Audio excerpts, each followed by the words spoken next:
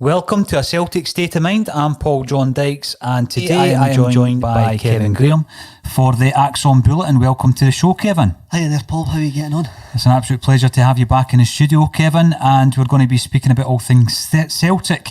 We are going out live on YouTube, Facebook, and also Twitter, so please get the comments coming in, and we'll be chatting about transfers, we'll be chatting about Bolingoli, we'll be chatting about Tuesday night's game against Reykjavik, Kevin. So first and foremost, let's go right into transfer news, and Celtic again have been linked with a couple of defenders. What do you think of Omar Colley of Sampdoria, Aaron Hickey of Hearts?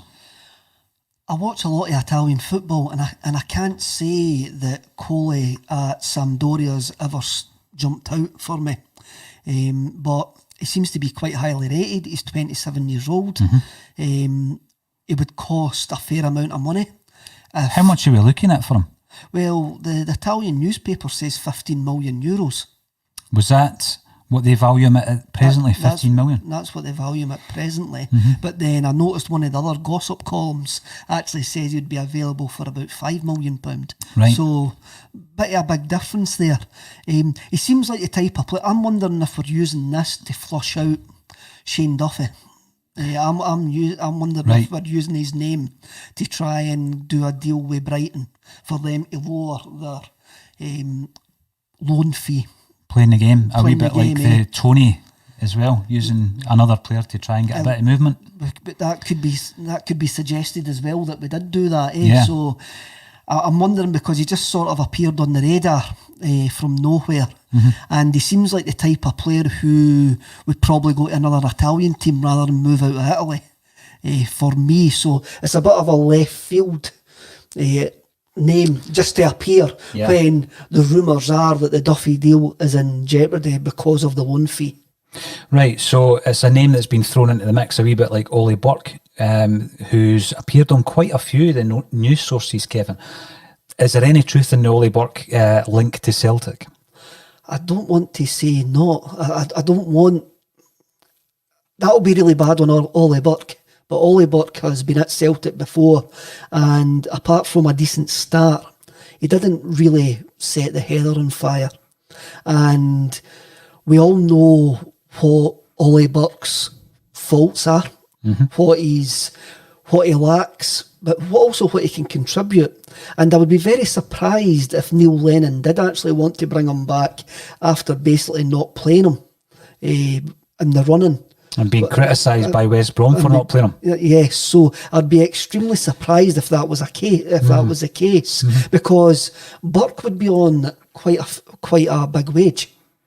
Well, when you look at the transfer fees, the deals that would have been done, Kevin, he'll be on a healthy wage. No doubt. He is an athlete. He seems to have been one of these players who at youth football was bigger and stronger than everybody else, and the coaches maybe saw an athlete who they could turn into a football player, and it hasn't quite happened yet. Maybe through no fault of the boy own, because you don't. Boy's own. Yes, that was a fancy name. That was a fancy. It was, yes. Maybe no fault of his that he got the big move to Germany before he was actually ready for it, and his career has seemed to spiral downwards since that move to Red Bull Leipzig. What you then see with players like that, Kevin, is numerous loan deals, and it's as though they don't have any roots. Yes. And they're looking for that next loan deal.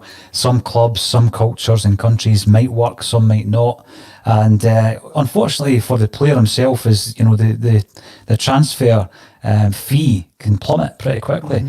Would he be worth an investment of around the £5-6 million figure? No. No, from his spell earlier at Celtic. Right. Unless he had done something, shown the coaching staff something that we didn't see. And that could well be the case. But I'm only going on what I saw, and the fact that Neil Lennon didn't play him when he was available the last time. He didn't.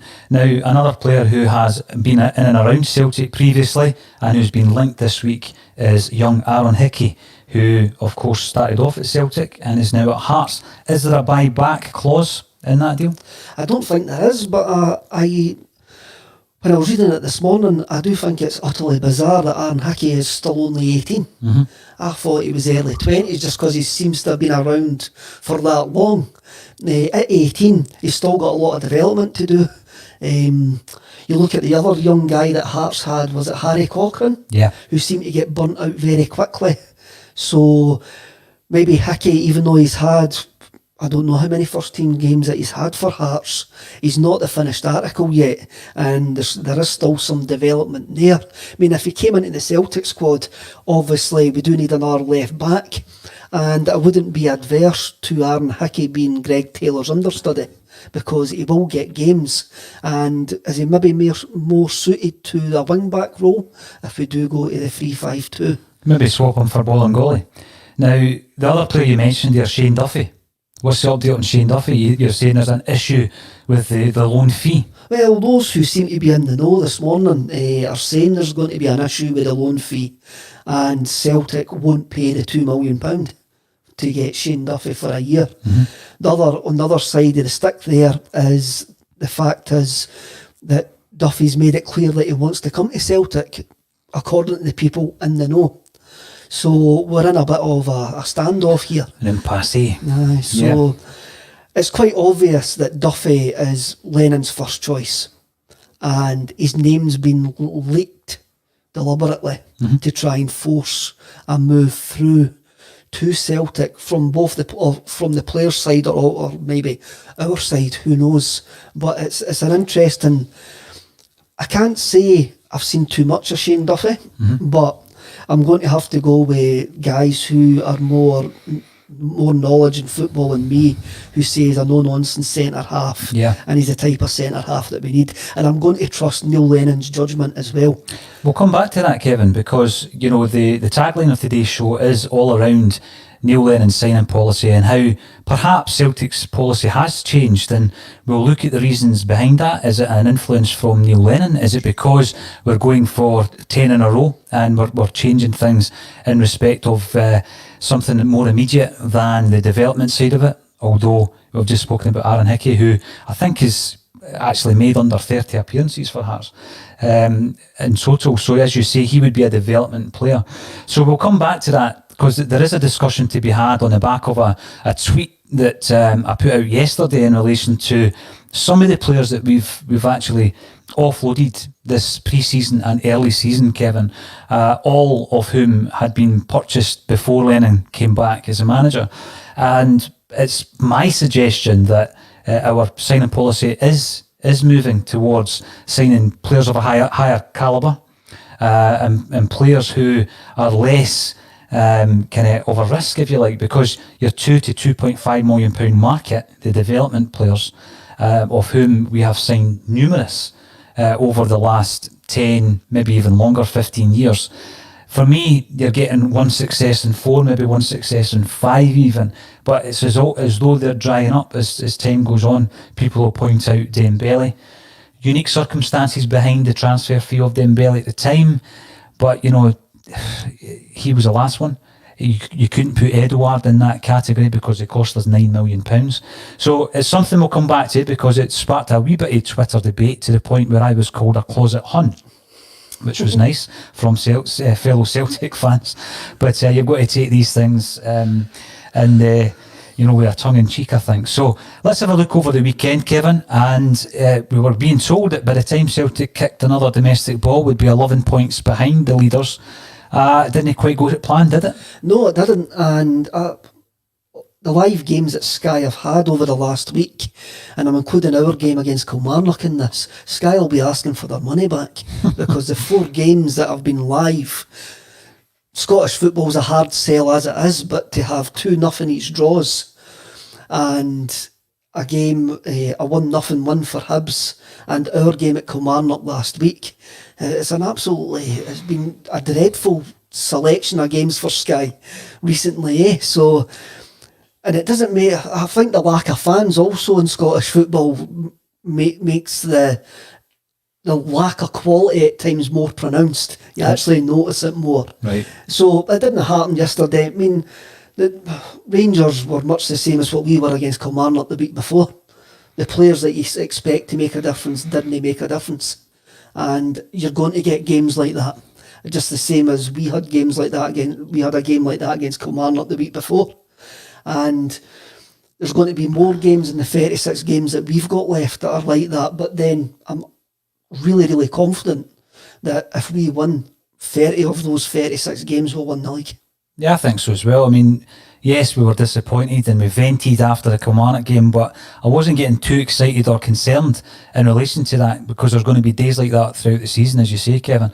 And of course, I think that the signings that we've been making and will make will be the biggest difference actually in refreshing that squad. And we'll come back to the way that Neil Lennon is approaching the signing and perhaps changing the signing policy after, you know, as I say previously, there's players like Marian Shved who have just shipped out there, Kevin. I remember the famous or infamous interview with Brendan Rodgers after the boy had signed.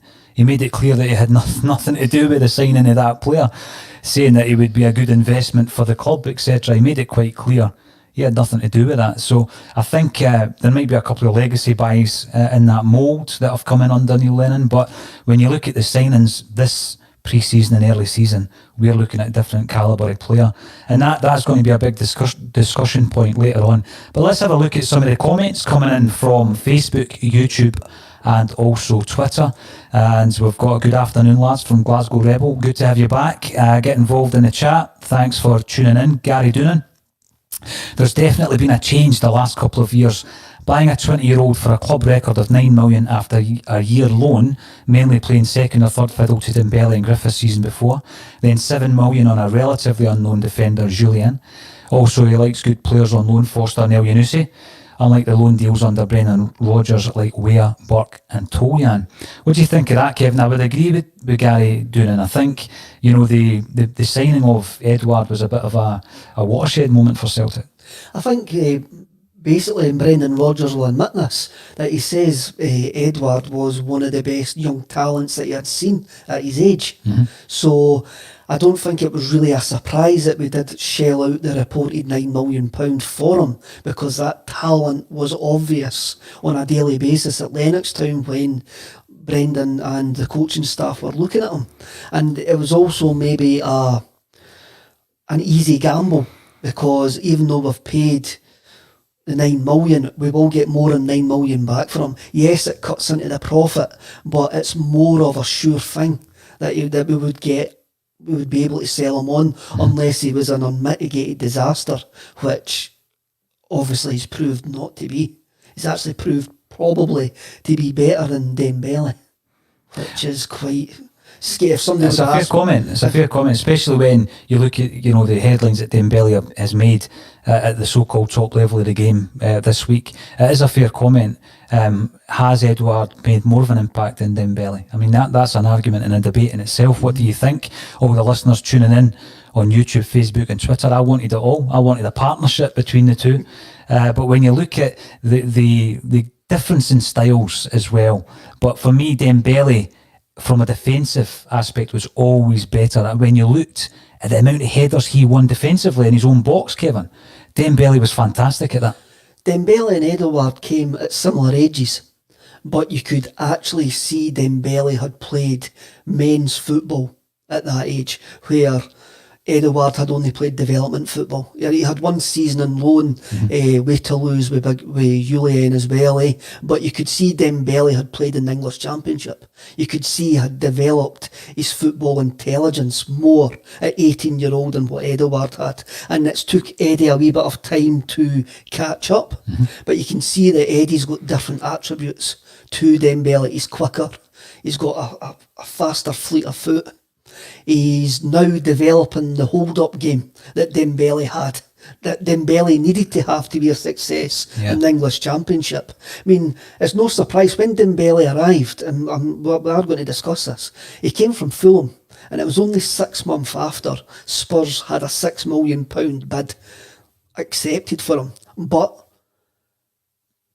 Spurs wouldn't loan him back to Fulham. That's Yeah. how the deal fell through. So at that point, you've got a player that an elite English Premier League club feels is worth £6 million, and we get him for under 400 grand. So we were getting a player who was at a higher level than any other 18-year-old probably in British football at that point. So to see where he's went has been great, but he came to us at that level. And we knew that he could get better, and obviously he's done Man City again over the weekend, just like he done when he played for Celtic. And so it's been really, really great to watch Edouard's journey from that raw, rough youngster to what he is now. Oh, definitely. And another question about Dembele: who runs his Twitter page? Because I don't think for a moment that it's actually Musa. Do you? Is it not his agent? I don't know, but he's on the noise up quite a bit, which is brilliant. Whoever it is that's running it, I want it to be Musa. So do I. But he would need to carry his phone about when he's playing, I think. Keep the questions and the comments coming in. Red Scotland, I would make Shane Duffy the number one target. I'd also be happy with Hickey as a left back recruit to challenge Taylor, as you've mentioned already, Kevin. These positions must be added to, and only quality will do. We're going to be talking about the actual, what I'm probably describing as a change in policy. It's maybe not, but it would appear that, you know, when you look at some of the guys we're shipping out, Kevin, and some of the money that we're losing and have lost, the counter argument that I read all weekend on Twitter was, but, you know, players like Dembele offset that. I would rather have Dembele's profit to reinvest in another £7 million player than £2 to £2.5 million players who make absolutely no impact whatsoever. It's the old Porto thing, eh? Everybody looked at the Porto model and they say, and people would say Porto sell players for 30, 40 million pound, then they bring in another player. But the player that they were bringing in was 9, 10 million pounds. So they were getting a level of player.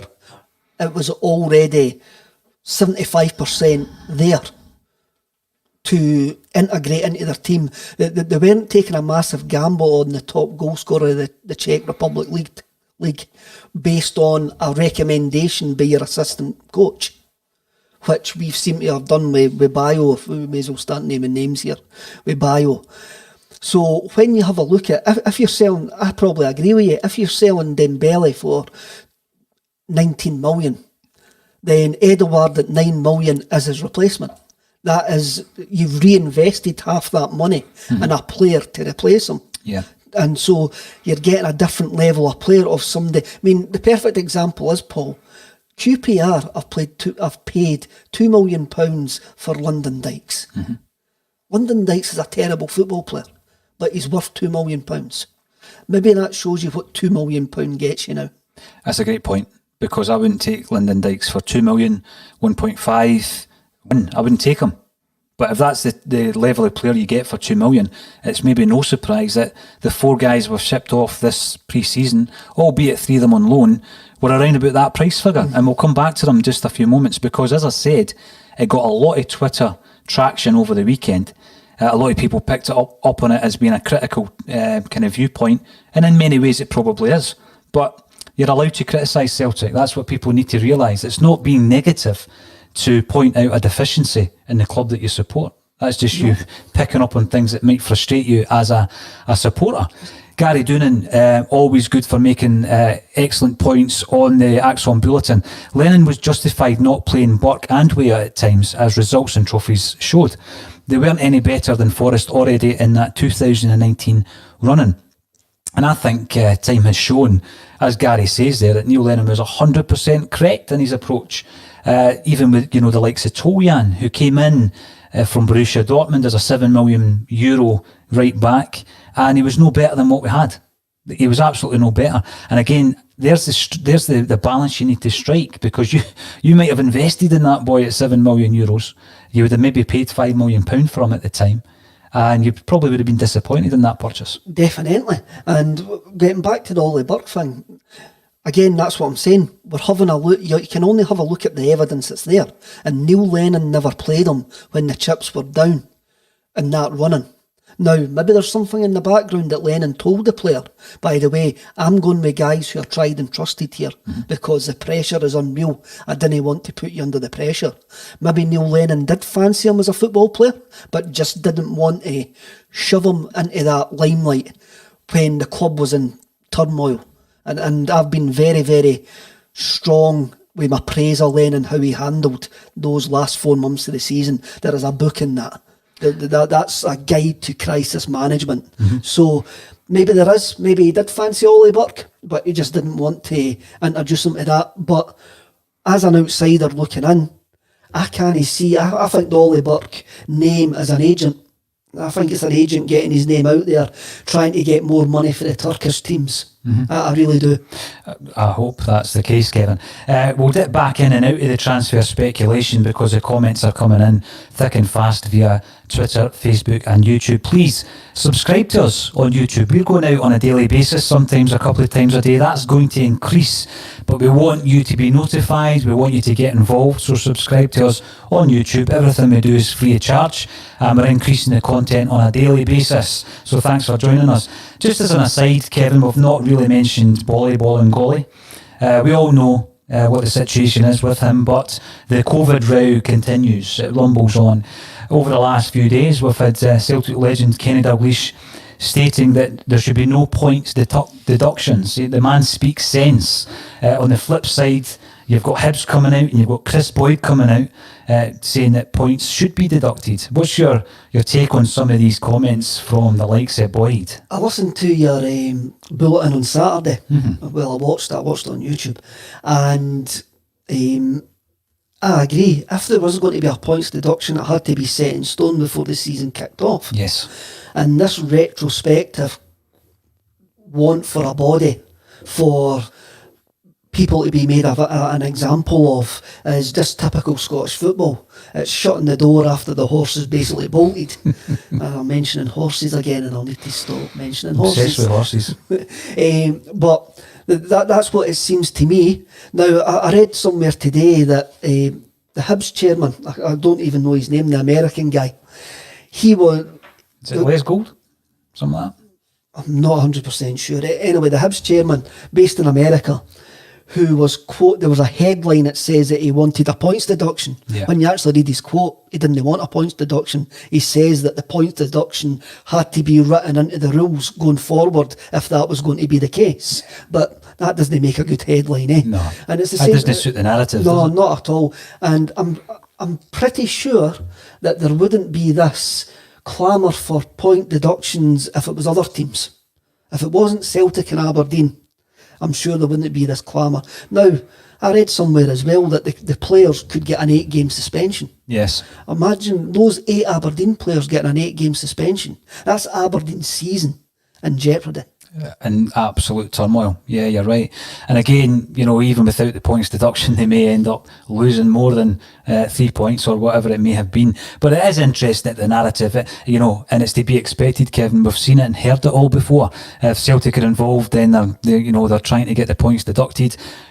Supposedly we were going to be 11 points behind the next time we kicked the ball. Doesn't look as though that's going to happen. Let's have a wee chat before we get back to transfer news about tomorrow night. It's our first game back after a kind of self-imposed layoff. We're up against Reykjavik. Yesterday, the other day, Saturday, we spoke about the possible lineups, and we spoke to Jim Simonetti and our 2 guests from St Roch's, Andy Cameron and Stevie Mullen, about potential lineups. And probably, as to be expected, we all had a different team. Hopefully everybody at home's enjoying the sound and the vision today, because we've been working hard over the last 3 weeks to get that just right for everybody who's tuning in. If there are any issues, just tell us, comment, and we'll see if there's anything at this end that we can improve on. But keep the comments coming in. How do you think it will go tomorrow night is the next point of discussion. Kevin Graham, tell us your lineup, how you would set that team up, what shape you would go for, and how do you see the game going? My lineup is based on what Neil's played during pre-season and in the first couple of games of the league. So I reckon he's going to set up a 4-2-3-1, what is a normal formation. We've got Barkas in goal. I see Al Hamed coming in at right back. because I think he is our first choice right back. Yuli and I are the two centre backs with Greg Taylor. Brown, Callum McGregor, Forrest, Christie, Mo and Eddie up top. Now, for me, with that formation, it can switch to a 3-5-2 without making a sub, because you can move El Hamid back into a back three and put Mo up front with Eddie. Has it been confirmed, Kevin, keep me right on this one, about Ajeti? Is he able to play tomorrow night? I'm not 100% sure. Right, because other than that, your team is very similar to Andy Cameron of St Roch's, who would line up very similar to that. And Andy obviously was pushing also for Lee Griffiths to get involved. Can you see an appearance even on the bench for Griff? It's interesting. It's been a strange week without us having any Lee Griffiths controversy. So hopefully the next time we see Lee Griffiths is on taking the field in a Celtic jersey. And it wouldn't surprise me if he's on the bench tomorrow night, as we're allowed the nine subs in European competition, ain't we? Someone at home will tell us. I mean, I was taking that for granted, but I'm pretty sure one of the listeners can keep us right with that. If we are, you made a great point. If you can't get into a 20-man match day squad, then there's something up. Yeah, and I made that point about Sved, because when I mentioned the fact that he had played one game and he'd cost us a lot of money, really, it was a fair investment in wages and transfer fees, that a lot of people came back and says, well, he didn't get a chance. My argument is Sved got a chance every single day in training to impress Neil Lennon, and he's obviously not impressed. There's been other things suggested, Kevin, about learning the language, for example, and if there wasn't enough commitment there on the player's part. That's all hearsay as far as I'm concerned. I don't know anything about that. But, you know, for a player to be under scrutiny on a daily basis on a training pitch, if you're not in a 20-man squad, that's down to the player. Correct. And I heard the language thing as well, and that could just suit a narrative which is being peddled by certain people. You have a look at Swed. He failed when he went to Spain as a young laddie. He went back to the Ukraine, started tearing up the Ukraine again. He looks very, very decent at international level for the Ukraine at the youth levels and under 21 level. So he was probably the type of signing that Celtic should have made. But if he's came back in, his attitude hasn't been right, he hasn't proved it in training, then maybe the lad just can't settle in a foreign country. It could be something as simple as that. If the club have tried everything to help him, like get settled, put him in touch with other Ukrainians in Scotland who could help teach him English, get him a decent pad to stay in Glasgow, really try to integrate him into the Glaswegian community and the Celtic community in Glasgow, then, and he hasn't taken that on board, then there's no much more Celtic can do. There's a great story about the Brazilian striker at Everton. He used to play for Crystal Palace, and he was struggling. His name will come back to me probably in about 10 minutes. He was struggling at Crystal Palace when he moved to London, and what Crystal Palace done was they put him in touch with some of the Brazilian community in London. They moved him into the Brazilian community in London. They got him to a supermarket which sell Brazilian goods. The weight dropped off him, and he got a £40 million move to Everton. So that's, clubs sometimes need to, these are young laddies coming into a different country. Yeah. And you have a look over the lockdown as well. I was very surprised that Eddie stayed. He stayed in Glasgow. He did, yes. So, and obviously nobody really knows if his claim that he can't speak English is right or wrong. Edward. Either he's just... Maybe it's the old Nakamura trick, eh? Taking the mickey there, But for a young laddie at 19, at 21, to stay in lockdown in Glasgow, that's a sign of commitment. That's a sign of a young lad who is comfortable where he is. And maybe Swed just never had that. But if the club have done everything that they can and he hasn't done it in training, then I can't see his loan move working out and I can't see him making a impact in a Celtic jersey. No, we will come back to it, Kevin, but great points you make. Let's have a look at some of the comments coming in via YouTube, Facebook and Twitter. Jez5959, welcome back. Can't afford to go for someone who would need a season to settle in. Splash the cash for Duffy. I think that's one of the big points we're going to be making about these so-called development signings, Kevin. As important as they are, we have spent a lot of money down the years on £2 to £2.5 million players who have made very little impact. By and large, you do get the odd nugget in there, but not so much these days, really. When you look at the list of players that we've sold on, Gary Doonan 2 years ago at Celtic Youths, young players like Daniel Church and Kerr McInroy were well ahead of Hickey. And Gary would know because he's involved in youth football, and it just shows you, we are getting a lot of second-hand information about how many of the 30 games have we actually seen him playing for Hearts. And it will be interesting. He certainly isn't going to walk into the Celtic side. He's not going to be a first choice if he was to join, is he? The other thing is, you look at the other clubs that are interested in him. Bayern Munich being one. Now, Bayern Munich have recently took Liam Morrison. They're going to take Barry Hepburn from Celtic as well. Yeah. So they want Aaron Hickey. So Aaron Hickey's not going to Bayern Munich to play in their first team.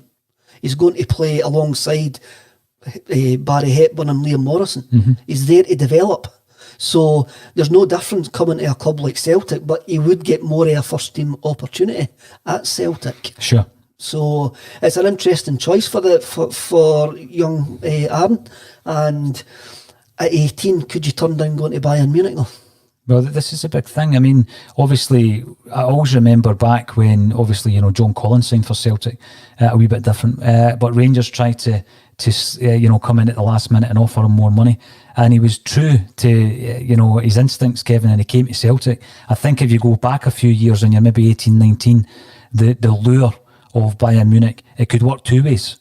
Because a lot of guys at that age, you've just spoken about Shved, it must be difficult at that age to go to a different country. I mean, he's a young kid. You're talking about Shved there, but he's a few years younger than Shved. And of course, if they've already got a contingent of Scottish players in there, that's always going to help. So, interesting times for young Hickey. Ken Walsh, who is a long-time listener to A Celtic State of Mind, welcome back, Ken. He tells us the Derry boy would be a great signing, never had a bad game in an Irish jersey. I'll take Ken's word for that. I will take Ken's word on that. Thanks very much. And Red Scotland states that if Shane Duffy is Neil's first choice, then the duty of the board is to back the manager, spend the money on permanently signing the player.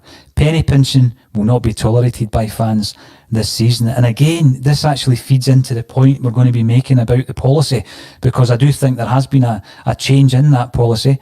Gary Doonan, welcome back. There's going to be more of these types of weekends. Fans need to keep the head. So you think back to the Kilmarnock aftermath, and everybody, looking at that performance, which was poor. And obviously the media narrative was that Rangers are going to be 11 points ahead. It's all about just remaining calm. Neil Lennon's been here before. And, Scott Brown's been here before. We've got the personnel, Kevin, to get us through this situation. It would have been much better going into the Reykjavik game with another couple of games under our belt. That's got to be said. It's not ideal, but I still think we're going to have enough to get through that tie. You never told us how you think that's going to end up. That's the biggest disappointment of this week, missing the two games, that we haven't had two more competitive games before Reykjavik. Now, what you've got to look at Reykjavik, and you have to have a look at these teams that we face in these Champions League qualifiers. Now, Reykjavik are a semi-professional side. So you've got to probably guess that they're off the same level of maybe a top-end championship club, or maybe a bottom-end Scottish Premier League club. Now, if we were going into a one-off game against, say, a Dunfermline, for example, you would expect Celtic to get through. It might be stodgy, it might be stuffy, but you would still expect Celtic. As it was last season. Yeah. You would still expect Celtic to get through. The biggest thing is, with it being a one-off game, anything can happen in a one-off game. Look at Lincoln Red Imps, like that one-off. But you knew full well that we were going to overturn that at Celtic Park. The lightning wasn't going to strike twice at Celtic Park, but now we've got a one-off game. A one-off that anything can happen. The players have got to be on it right from the first minute. And I reckon if we score early enough, we'll have a comfortable evening with no frights whatsoever, and I'm looking for a comfortable evening. I'm looking for a 2-3-0 victory. Then we move on to the harder challenge. We move on to two teams that would probably finish in the top 6 in the Scottish Premier League. Sure. And then it becomes a lot more difficult. It's great that it's at home, but I don't know how much home advantage is going to matter when there's no crowd there. The only real advantage, obviously, as well as the familiarity, is the lack of travel. And no matter how far the travel is, that lack of travel is obviously going to feed into it as well. But I think, I'm not going to say it's going to be comfortable, Kevin, but I think it will be a comprehensive victory, and we'll move on to the domestic game after that. If we score early enough, maybe we go. I'm thinking of the game that we played last year against the team for Estonia, and we scored 2 goals in the first half. And the second half almost became another pre-season game, where guys got a chance to stretch their legs, a chance to get up to speed again. In a perfect world, I would want that to happen.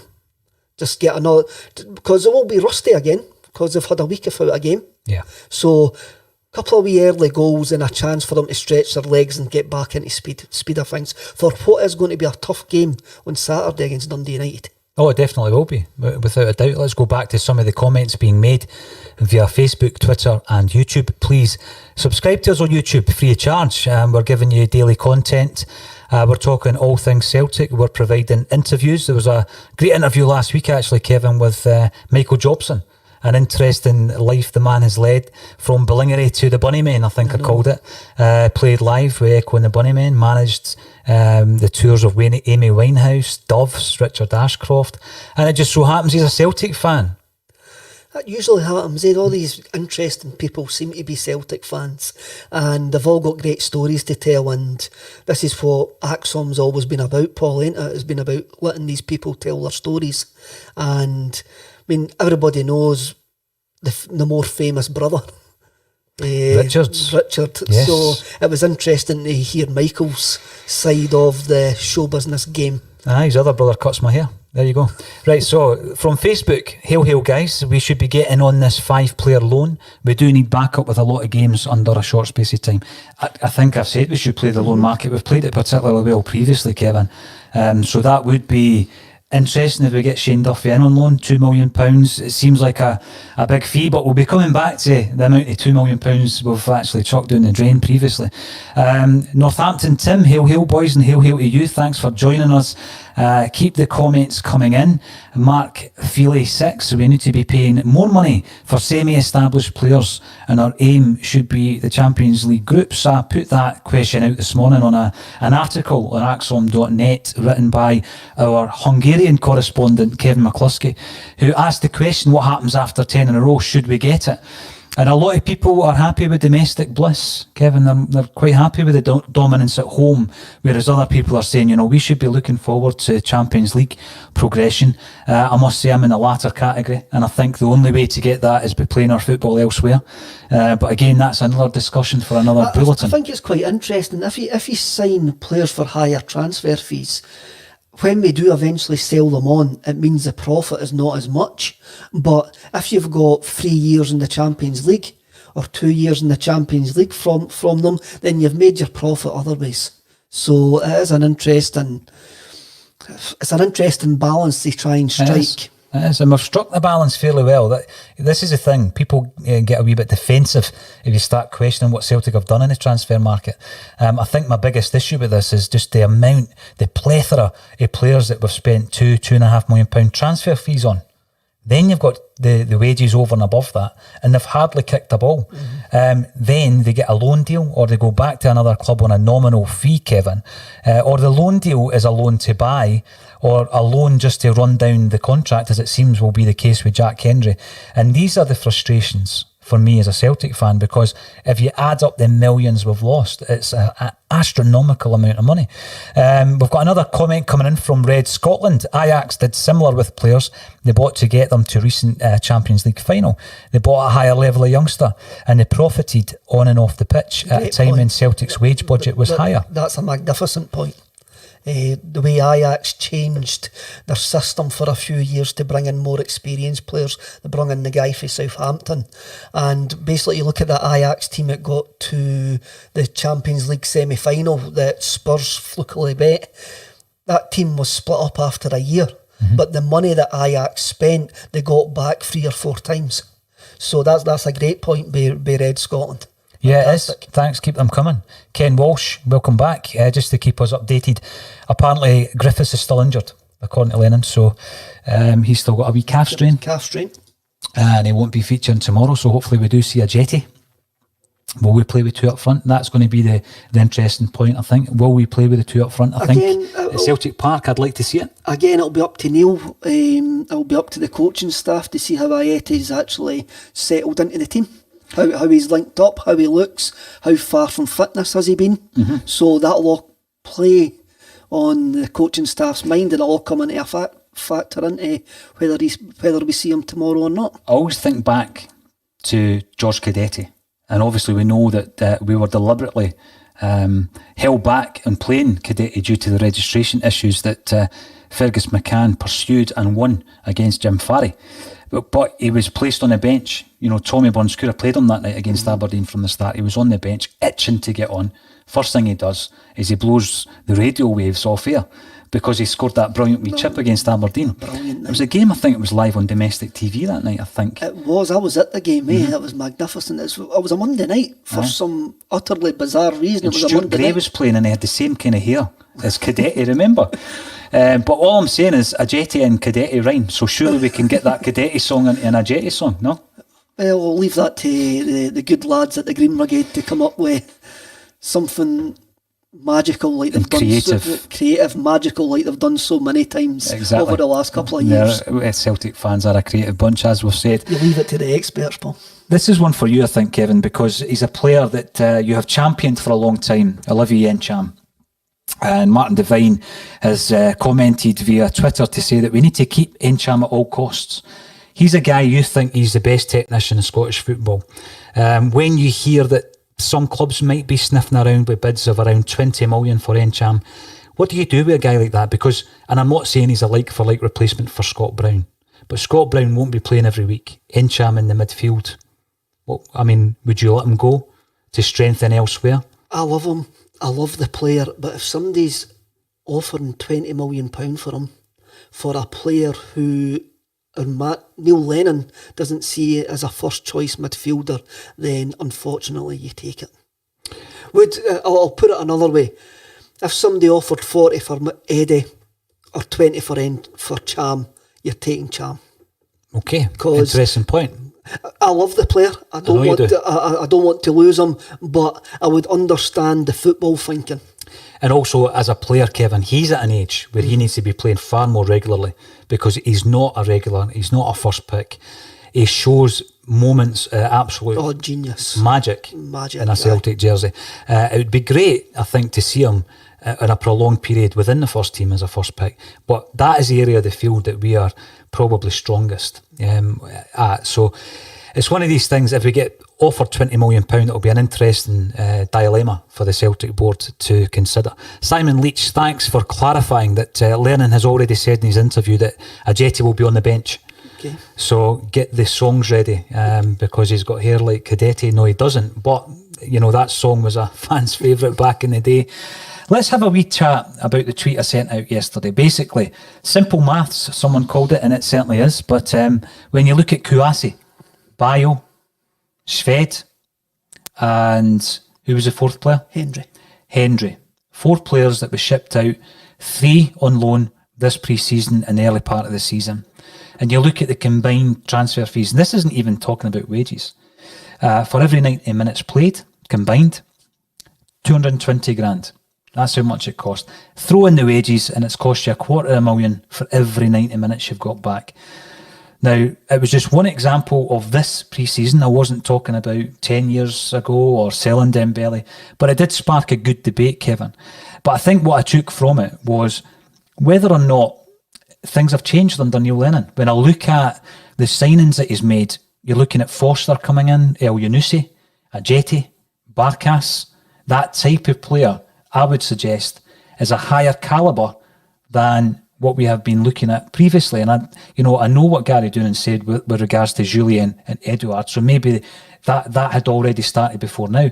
Are we now realising that the market for 2 to 2.5 million players, that hidden Wanyama, that hidden Van Dijk, is no longer there, or that they're harder to find? They are harder to find, but the two players that you mentioned there, Virgil and Wanyama, Virgil came from the Dutch league. Wanyama came from the Belgian league. Yeah. Wanyama had already been on trial at Manchester City. So, yes, if you look at the 6 players that we've sold for a top money, you've got Kieran Tierney at the top, then you've got Moussa Dembele, Virgil, Victor Wanyama, Fraser Foster, and Aidan McGeady. So two of them have came from Lennoxtown. Two of them have played in England, and 2 of them have played at the top level in Europe. So you're getting a different level of player there to your Swed, your Bio, your Jack Hendry, and your Kouassi. Your Kouassi had only played 19 games in the Russian league, and I think the majority of them were in the Europa League before we took the punt. I remember a scout saying to me, when these guys have had a great first season, then play 60, 70 first team games, they're then out your price range. Yes. Now, if there's a player in the Dutch league, and we've spoke about this at length, and we spoke about this with the guys at the Anfield Wrap that day when they came up to speak about Van Dijk. If Van Dijk was playing in Holland today, he would be in the Bundesliga after 30 or 40 games. He would be out our price range. I mean, we spent £2.5 million on Virgil van Dijk at the time, and I remember thinking at the time, that's a lot of money, because we were only spending 900 grand, £1 million, and to go for 2.4 million for a centre half who had only had 1.5 decent seasons in the Dutch league was a lot of money for us. When you look at where we're buying the players from now, they are better leagues. We seem to be looking at the English market more, which means the players are going to be more expensive, which usually means that the players don't really need to adapt to Scottish football because they're used to the British culture, the British style of play. I remember talking to when Bio made his debut at Greenock, and I'm sure Kevin Tate was there as well. Yeah, the development game. They played the development game and they played Falkirk. I know one of the players who played for Falkirk that day, and I'll paraphrase him, he says, if Bio had turned up at Falkirk, we would have wondered who had scouted him. That was his exact words. Now, you can put it down to a young laddie coming to a country, but to have another professional football player say that, it makes you wonder right away if this guy was ever going to make it. Jack Hendry, again, another young player who had moved to England, failed in England and came back up and had another good 6 months. And we know who scouted him. Know who scouted him, and the words he says to me, the immortal words that will never leave me, is that he was turning in performances like Beckenbauer. Now that is what was scouted back to Brendan Rodgers when Jack Hendry signed. And that was from the horse's mouth, to mention the horse again, Kevin.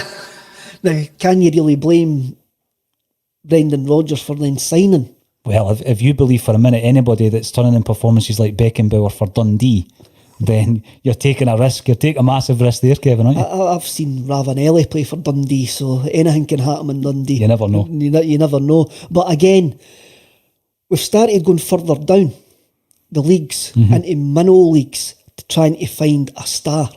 Trying to find the next Virgil. Trying to find the next Virgil, because we can't get them from Holland anymore.